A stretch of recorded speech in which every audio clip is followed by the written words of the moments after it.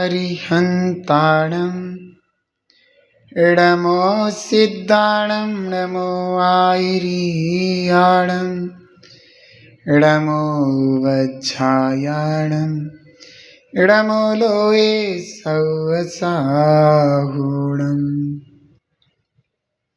बोलो 2400 तीर्थंकर भगवान की, पंच परमेष्ठी भगवान की, जिनवाणी माता की, गौतम गणधर देव की, आचार्य श्री कुंद कुंद स्वामी की, आचार्य श्री शांति सागर जी महामुनिराज की, आचार्य गुरुदेव श्री धर्मभूषण जी महामुनिराज की, आचार्य श्री सम्यक्त भूषण जी महामुनिराज की, परम पूज्य गुरुदेवाचार्य श्री स्वामी जी महाराज की, समस्त मुनि संघ की जय। नमस्ते महाराज, नमस्ते।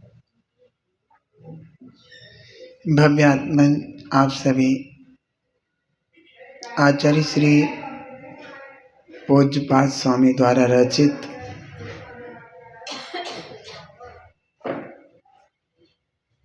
इष्ट उपदेश ग्रंथ का अध्ययन कर रहे हैं।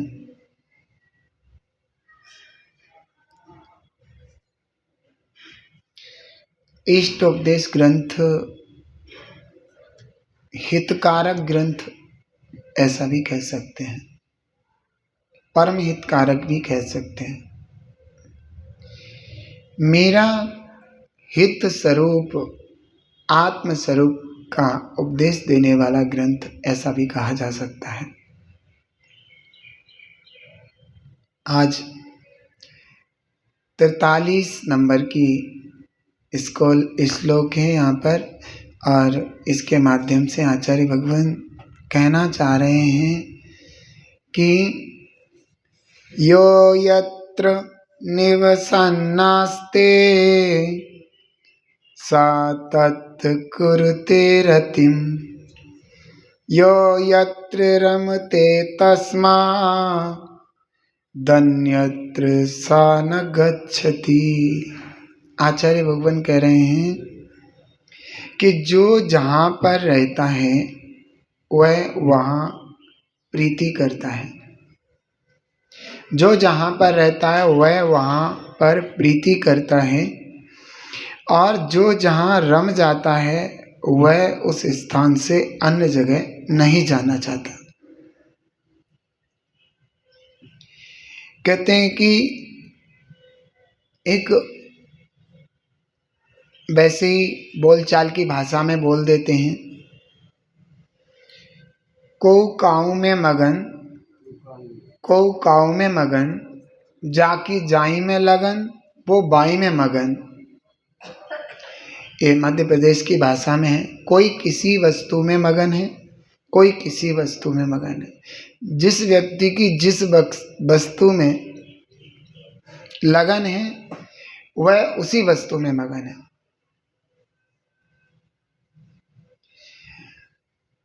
तो यहाँ पर आचार्य भगवंत ने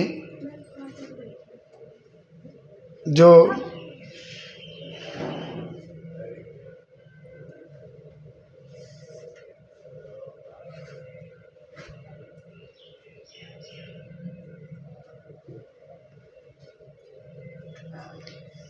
आचार्य भगवंत ने यहाँ पर जो बताया है, समझाया है कि जो व्यक्ति जहाँ पर रहता है वह वहाँ प्रीति करता है।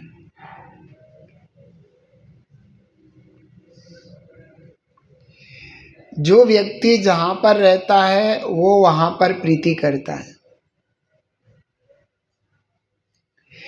अब आत्मा अनादि से शरीर के साथ है, कर्मों के साथ है। तो इस आत्मा को कर्म बांधने में और शरीर के साथ रहने में प्रीति है, प्रीति करता है यह आत्मा। और कह रहे हैं कि जो जहां रम जाता है उस स्थान से अन्य जगह नहीं जाता। तो ये आत्मा इस शरीर के साथ रम गया है, इस शरीर को छोड़ना नहीं चाहता, यही दिखता है हमें। लेकिन ऐसा हो रहा है, कोई बात नहीं, करो जाए। लेकिन दिक्कत ये है कि इसमें इसको बहुत भारी नुकसान और दुख है। इस आत्मा को शरीर और कर्मों की संगति करने में बहुत बड़ा नुकसान है। इस आत्मा को समझना पड़ेगा कि इस शरीर के साथ यारी दोस्ती या अहमपना रखने से उसका बहुत बड़ा नुकसान है।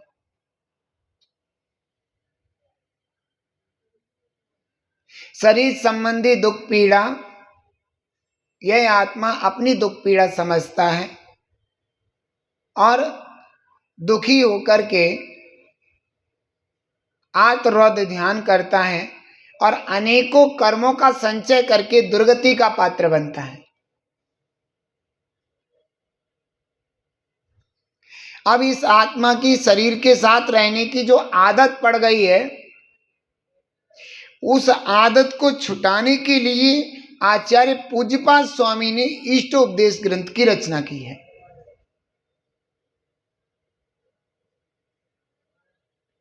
इस शरीर में आत्मा की ऐसी यारी हो गई है कि यह शरीर को छोड़ना नहीं चाहता। शरीर की सुंदरता, शरीर का खान पान, शरीर का उठना बैठना, शरीर का सोना जागना, इनमें अहंपना करता है कि ये मैं सब कुछ कर रहा हूं। ये बहुत बड़ा नुकसान है आत्मा का। उससे जो कर्मों की श्रृंखलाएं बंधती हैं वो इसको दुख देती हैं। ये इस बात को समझ नहीं पा रहा, दुखी होता रहता है, चिल्लाता भी आए मैं दुखी, आए मैं दुखी। तब भी इसकी भ्रम बुद्धि ऐसी कि शरीर और शरीर के आश्रय रहने से ही मेरे को सुख होगा। इस गति का शरीर छूटने वाला है तो अगली गति का भगवान से भी निवेदन करता है कि मेरे को अच्छी सब सामग्री प्राप्त हो, निदान बंध तक करता है। तो कह रहे हैं कि जो जहां पर रहता है वह वहां प्रीति करता है। अब हम लोग इस शरीर में रहते रहते कितना समय हो गया, अब इस शरीर से हमें प्रीति हो गई। अपने शरीर से, शरीर पे मच्छर बैठ जाए तो हाय मच्छर को जाएंगे भाई, सही करेंगे। शरीर थोड़ा सुंदर नहीं दिखेगा तो बाल बहाएंगे, 4 बार शीशे में देख कहेंगे, 10 बार कंघा निकालेंगे। चश्मा टेढ़ो तो नहीं लग गो, उसे सही लगाएंगे, देखेंगे सीधो है। ये जड़ है, पुद्गल है, नष्ट होने वाला है, ग्लानि युक्त है, घिनकारी है। फिर भी इस शरीर को सजाने के लिए अनेकों उपकरण का कार्य करेगा। वो सुंदर सुंदर इत्र पुलेल तेल आदि लगाएगा, क्रीम पाउडर आदि लगाएगा, अनेक प्रकार की ड्रेसेस पहनेगा, अनेक प्रकार के गहने सिस्मा आदि लगाएगा। सुंदर वहां देख जाएगा मुकड़ा, अरे मैं इस चश्मे में कैसे लगता हूं, हमारे पे खिल रहा है नहीं खिल रहा, हमारे पर खिल रहा है नहीं खिल रहा। ये अपना आत्मा भूल करके शरीर में अहमपना हो गया। मैं शरीर हूं, मैं दिखने में अच्छा लगता हूं नहीं लगता इस चश्मे के मॉडल में, यही रह गया बस।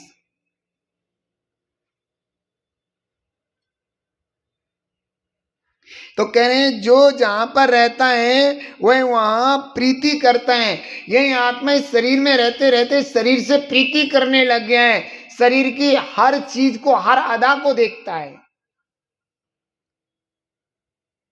पूज्यपाद स्वामी कह रहे हैं कि ऐसी स्थिति है इस अज्ञानी जीव की।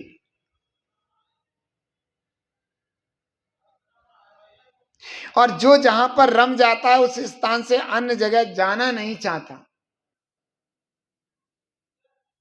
अब कोई कहे जरा सा वो हो कि भाई अब इनको असाध्य रोग हो गया है, बचेंगे नहीं, तो हाय हाय करता मुझे बचा लो, डॉक्टर साहब बचा लो, घर वाले बचा लो, रिश्तेदार बचा लो, महाराज आशीर्वाद दे दो हम बच जाएं, ऐसे ऐसे तड़पता है। लेकिन आचार्य भगवान कह रहे हैं कि तुम्हें यह प्रीति बड़ा नुकसानदायक है, आपको अनादि से नुकसान का ही नुकसान उठाना पड़ रहा है, आपको कोई बेनिफिट नहीं है, अपने आत्मा का कोई बेनिफिट नहीं है शरीर से राग करके और शरीर में रहने से। कहते तुम्हें अपने आत्मा से प्रीति करना चाहिए। लेकिन एक योगी, एक मुनिराज अपने आत्म तत्व में रहने का अभ्यास करते हैं, और अभ्यास करते करते करते करते उन्हें अपने आत्मा से प्रीति हो जाती है।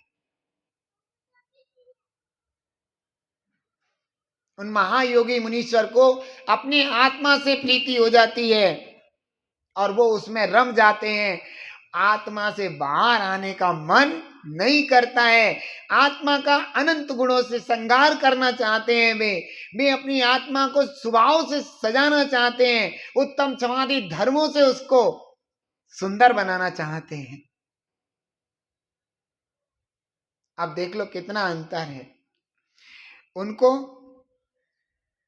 अपनी आत्मा में रहने से अच्छा लगता है, आत्मा का चिंतन मनन करने से अच्छा लगता है। अब देखो ना,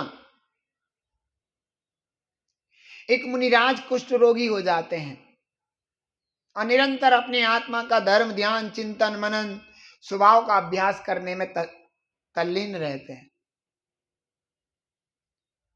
ऐसा कुष्ठ रोग था उनको, 700 वर्ष हो चुके थे उनके कुष्ठ रोग को। और देखिए ऐसी स्थिति में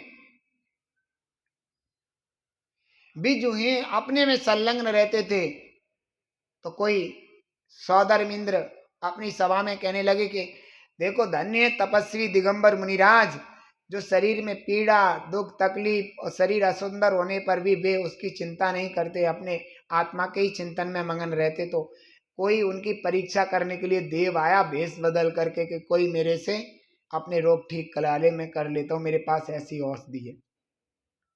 बार बार वहां घूम रहा था, उनके ध्यान खुला, उन्होंने कहा भाई मेरे को बहुत बड़ा रोग है, तुम मेरे रोग को खत्म कर दोगे? हाँ पल भर में ये तो मैं ठीक कर दूंगा। किस रोग की बात कह रहे हो? अरे ये कुष्ठ रोग। अरे कुष्ठ रोग तो मैं ऐसे धूल लगा दूंगा तभी ठीक हो जाएंगे, कुष्ठ रोग से कोई मतलब नहीं है।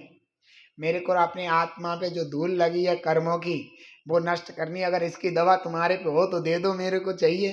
मैंने कहा भगवान ये दवा तो आपके अलावा और किसी पे नहीं मिल सकती। हम भी सोचते रहते हैं कब मनुष्य जीवन धारण करें और कब मैं अपने आत्म साधना में संलग्न हूं और आप जैसी दशा प्राप्त कर करके ये रोग को नष्ट करूं, चरणों में झुक गया।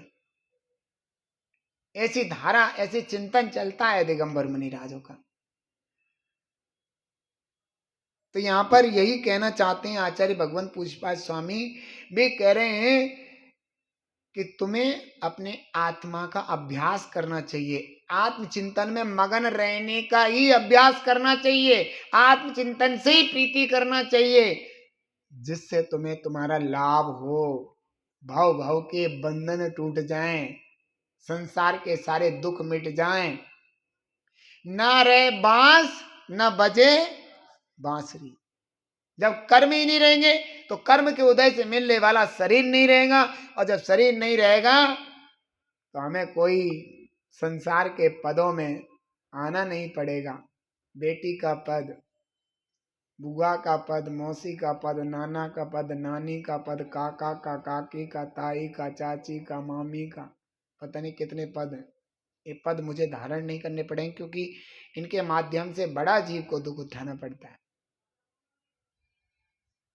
तो आचार्य भगवंत का यही कहना है कि तुम अपनी आत्मा से प्रीति करो, आत्मा में रम जाओ और फिर आत्मा के अलावा और कहीं भी उपयोग को मत ले जाओ।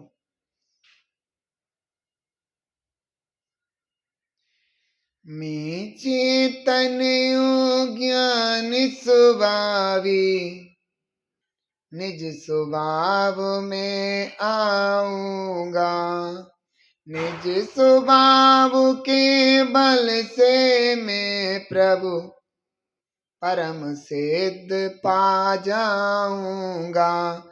परम सिद्ध पद पाऊंगा।